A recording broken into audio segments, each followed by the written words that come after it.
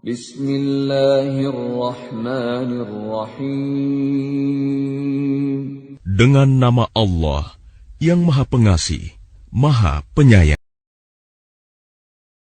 Ayat terakhir, apa itu kopi?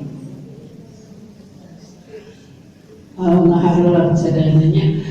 Di media-media sosial, di TV, mengungkapkan ayatnya perkembangan kasus COVID di Indonesia, termasuk salah satunya anu nyumbang angka tertinggi upami di Kabupaten Garut ada 6 kecamatan, Pak.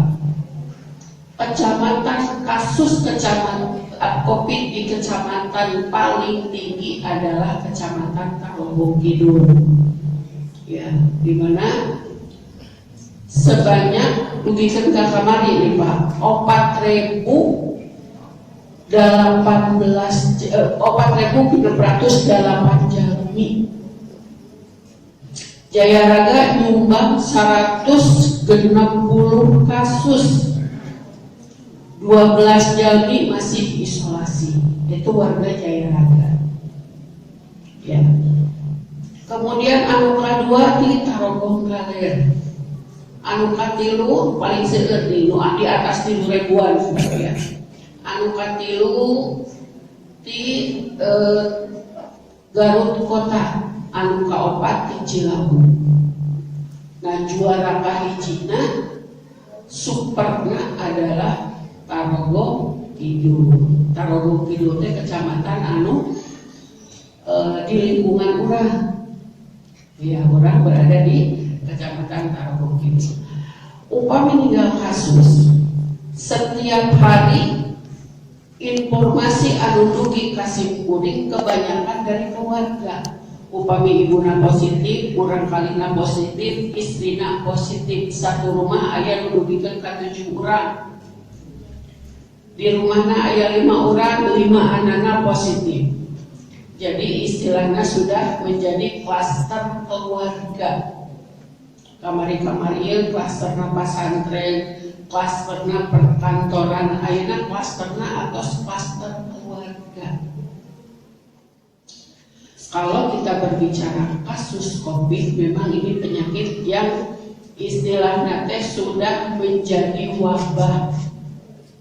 Wabah itu wabah pandemi yang muncul di setiap negara, yang awalnya dari negara Cina, dari Wuhan, sampai ke Indonesia itu ke ujung-ujung.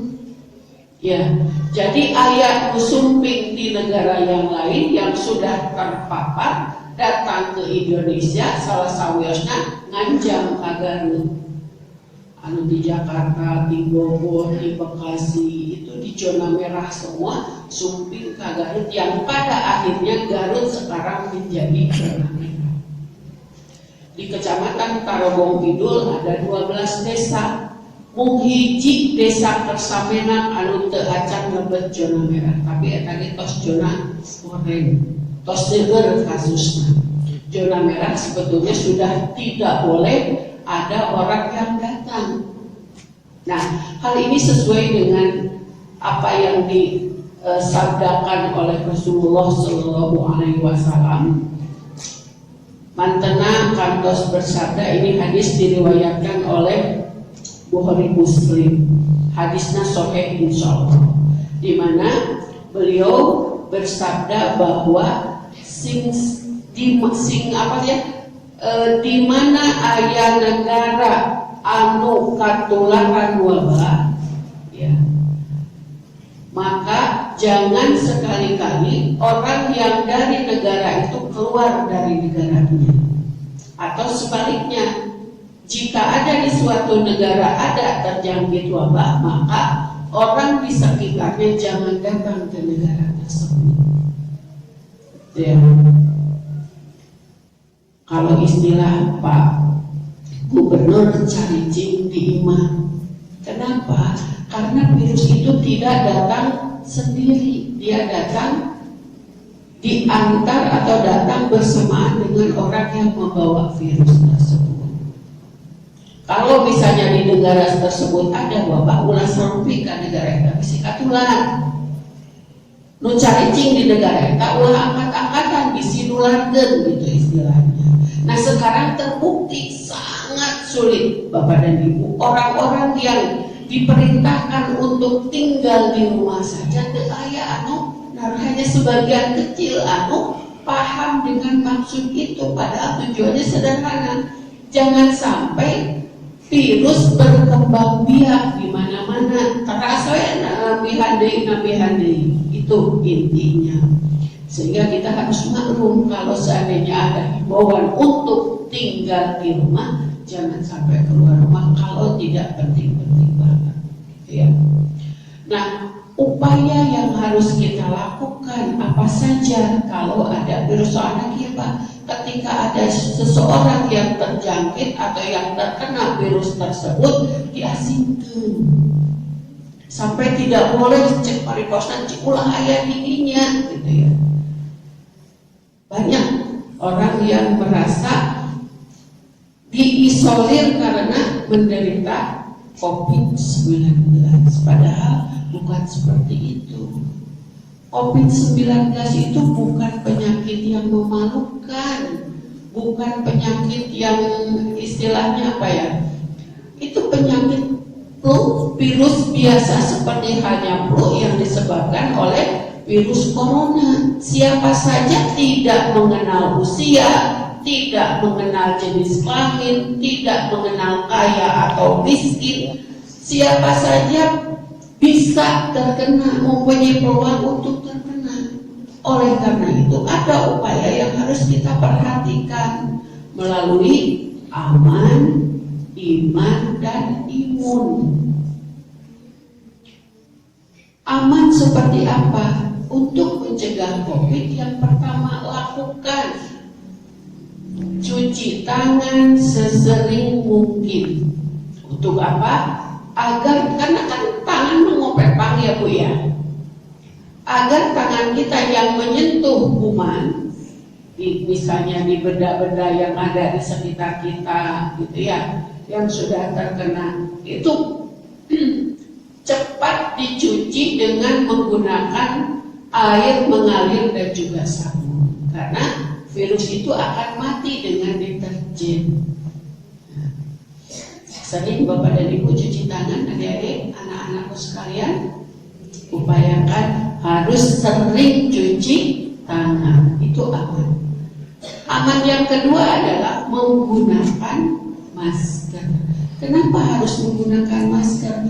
Penularan virus corona itu melalui saluran pernapasan, baik itu melalui batuk atau percikan-percikan ludah yang keluar pada saat kita berbicara, batuk, bersin. Sehingga untuk mengantisipasi jangan sampai kita tertular, maka pergunakan masker. Ada yang tidak menggunakan masker di sini? Banyak. Ya, banyak yang tidak. Padahal kembali, virus itu bisa tinggal di mana saja, termasuk salah satunya adalah di tempat yang mulia ini. Ya. Pencegahan kita, upaya untuk mengantisipasi, upaya untuk berupaya untuk tidak tertular dengan menggunakan masker. Ya, 80% ketika yang membawa virus menggunakan masker, yang tidak sakit juga menggunakan masker, 80% aman. Tetapi kalau dua-duanya tidak menggunakan masker, 100% tertular. Upaya selanjutnya, aman selanjutnya adalah menjaga jarak. Jarak yang harus diterapkan adalah 1,5 meter. Di sini sudah menerapkan menjaga jarak? Belum. Maskernya tidak dipakai, menjaga jaraknya juga tidak. Jadi protokol kesehatan belum diterapkan di RW 06 Desa Jayaraga. Nah, hati-hati jangan sampai kita tertular karena perilaku kita yang tidak mengindahkan aturan-aturan tersebut. Untuk siapa kita menjaga jarak? Untuk kita. Untuk siapa kita menggunakan masker? Dari kita, untuk kita. Karena yang bisa mencegah adalah kita sendiri, bukan orang lain. Ya, 3M itu penting. Memakai masker, mencuci tangan, menjaga jarak. M yang selanjutnya adalah menghindari kerumunan, baik itu di pasar-pasar, di mall, di tempat keramaian-keramaian, termasuk di tempat olahraga. Banyak sekali keramaian, apalagi kalau ada hiburan-hiburan, itu peluang untuk kita tertular. M yang terakhir adalah meminimalisir mobilisasi, ulah angkat-angkatan. Itu konsep yang kita ambil dari segi aman. Yang kedua harus aman, apalagi iman. Iman, kita harus percaya bahwa virus itu memang ada. Ya, Allah menciptakan makhluk yang paling kecil untuk apa? Kita, agar kita bertakwa kepada Allah Subhanahu wa Ta'ala. Kita harus meyakini karena memang kenyataannya ada. Begitu banyaknya peningkatan kasus karena kasus COVID.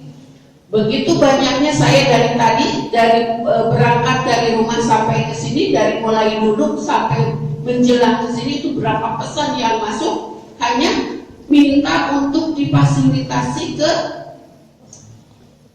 tempat pelayanan, ke tempat isolasi, ke rumah sakit. Dan pada kenyataannya rumah sakit itu sudah pada penuh, Bu. Oleh karena itu, yang perlu kita yakini bahwa perlu upaya-upaya yang harus betul-betul kita sadari dan kita lakukan. Yang tadi aman, iman, satu lagi imun. Imun adalah meningkatkan daya tahan tubuh kita agar terhindar atau agar bisa melawan kuman. Dengan cara apa? Pertama, makan makanan yang sehat, yang bergizi. Yang kedua, olahraga secara teratur. Yang ketiga, istirahat yang cukup. Itu salah satu upaya untuk meningkatkan imunitas di dalam diri kita. Dan sekarang yang saat ini sedang dilaksanakan melalui pemberian imunisasi COVID. Kantos kuping, Bu? Kantos ayah nu diimunisasi di dia? Ayah. Nah, imunisasi adalah salah satu cara, salah satu upaya yang perlu dilakukan untuk bisa terhindar dari virus COVID. Dengan cara apa? Dengan cara disuntikan. Jarumnya juga kecil, ya. Jangan khawatir sakit, ya. Anak kecil, butuh diimunisasi oleh ayah nu sakit. Imunisasi adalah pemberian vaksinasi dengan melalui penyuntikan virus yang sudah dilemahkan. Jadi tidak mungkin begitu virus menyakitkan karena virusnya juga dilemahkan atau bahkan dimatikan, disuntikan ke dalam tubuh sehingga terbentuk kekebalan. Yang menjadi prioritas adalah orang-orang kesehatan. Kenapa? Karena mereka yang langsung menangani kasus-kasus COVID di seluruh wilayahnya, termasuk puskesmas awal panggung, termasuk juga rumah sakit yang ada di sekitar kita. Oleh karena itu, yang paling menjadi prioritas adalah tenaga kesehatan. Setelah tenaga kesehatan, siapa lagi yang perlu divaksinasi? Adalah mereka yang bekerja di tempat-tempat pelayanan, perkantoran-perkantoran, di sekolah-sekolah, baik itu sekolah PAUD, TK, SD, SMP, SMA, sampai perguruan tinggi. Guru-gurunya, staf-stafnya wajib diberikan vaksinasi. Nah, saat ini pemberian vaksinasi diberikan kepada lansia dan pra-lansia, mereka yang berusia 50 tahun ke atas. Itu wajib diberikan karena apa?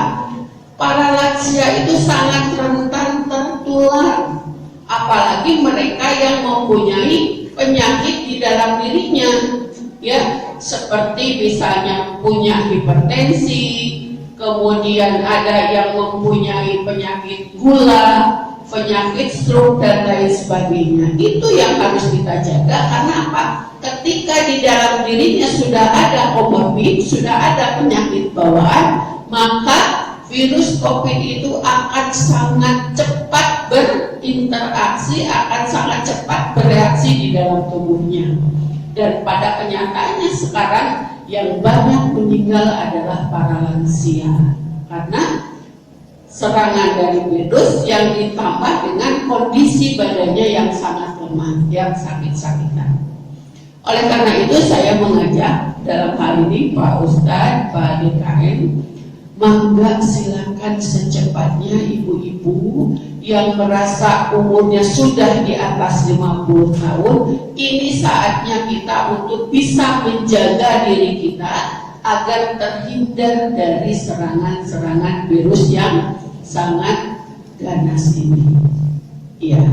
Kemudian selanjutnya, selesai lansia, penyuntikan vaksinasi diberikan kepada masyarakat secara umum umur 18 tahun ke atas.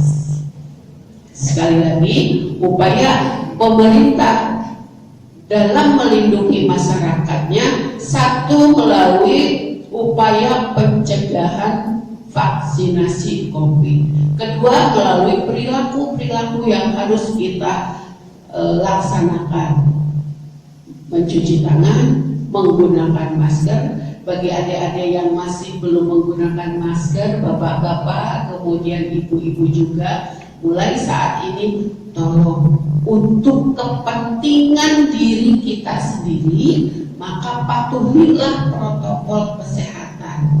Gunakan masker ketika berada di luar rumah.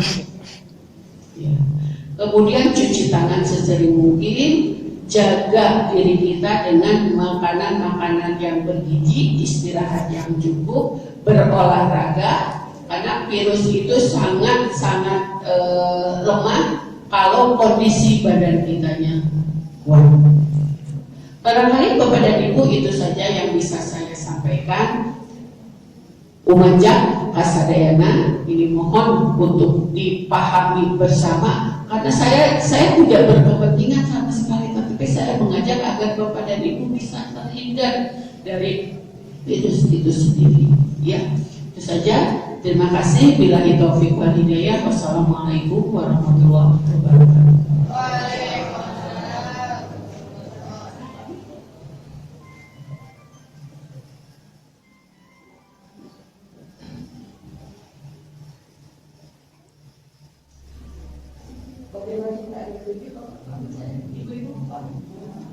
Acara nomor terakhir tengah Asmaul Husna, semoga orang membaca wahai Asmaul Husna sesarangan.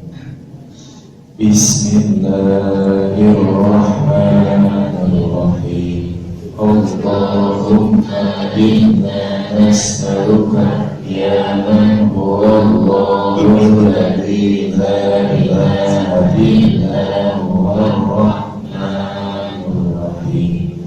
Al-Malikul Qudusus Salamul Mu'minul Muhaiminul Azizul Jabbar Al-Mutakabbirul Khaliqul Bari'ul Musawwirul Ghaffarul Mughfar Al-Wahhabur Razzaqul Fattahul Alim Al-Qawiyul Basitul خافض رافع معز مذل السميع البصير الحكم العدل اللطيف الخبير الحليم العليم الغفور الشكور العلي الكبير الحميد المجيد